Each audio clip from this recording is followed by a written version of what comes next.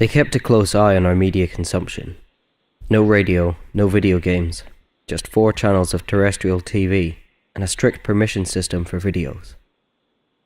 With only a few exceptions, any film we wanted to see required their advanced screening for objectionable content. They and the British Board of Film Classification largely agreed on codifications of age-appropriate violence and gore, less so on language. Hell, crap, and damn were worthy of write-in complaints. Yet while the words themselves were unacceptable, our exposure to them wasn't. Were they ever uttered, words could be disciplined out of us. Spiritual content was another matter altogether. That is, content which portrayed beliefs other than Christianity, non-Christian rituals, beliefs which opposed Christianity, or beliefs which were perhaps not fully understood.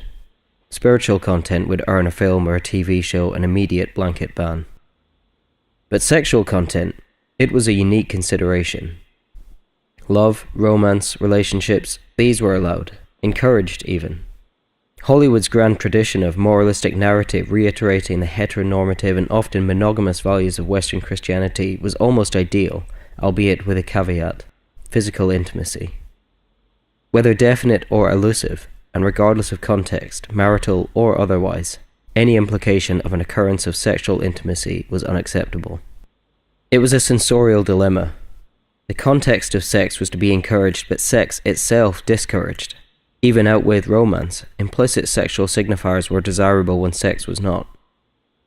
Pierce Brosnan's succession of partners as James Bond was inappropriate, but his representation of a traditional male gender role and its unwavering attachment to heterosexuality, machismo and bravado were redemptive values to be admired and reiterated.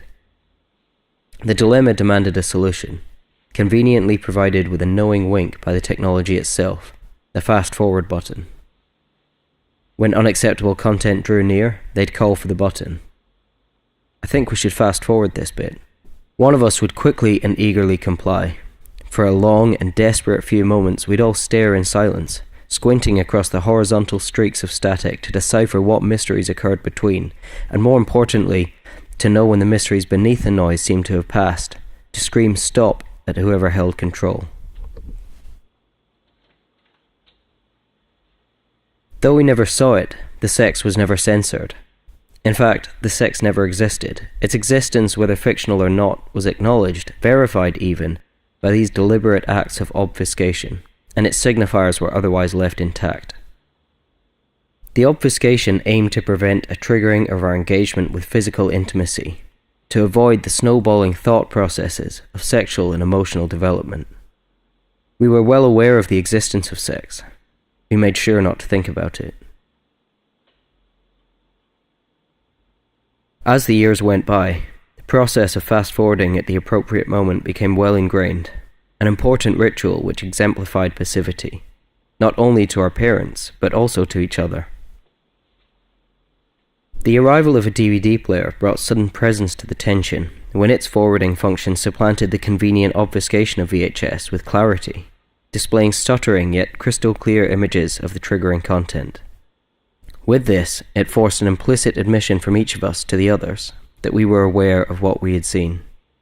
We were older now, and they had stopped requiring approval of the minutiae of media we consumed, but the entrenched behaviour kept us in apprehension.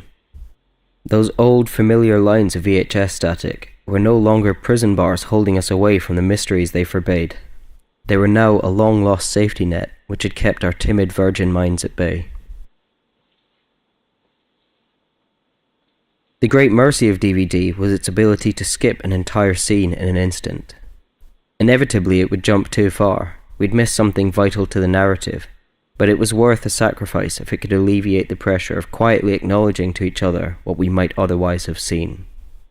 Looking back, they made a peculiar choice when they decided the most dangerous trigger was sex. James Bond could gun down 20 men in full cinematic glory, but there was little fear that this might transform us into violent killers. Perhaps if we'd begun to appear violent, they'd have censored it. When William Thacker would offer multiple utterances of fuck in Notting Hill, there was a fear we would imitate him, but no matter. If we did imitate, we could be remedied. But if we caught a glimpse of either of those characters engaging in physical intimacy, in any greater detail than we could see between the hazy fast-forward lines, there was scope neither for prevention nor redemption. We had to know it was there, and we had to know we couldn't see it. Was it really an attempt to instill fear, insecurity, and shame into our emotional and sexual development?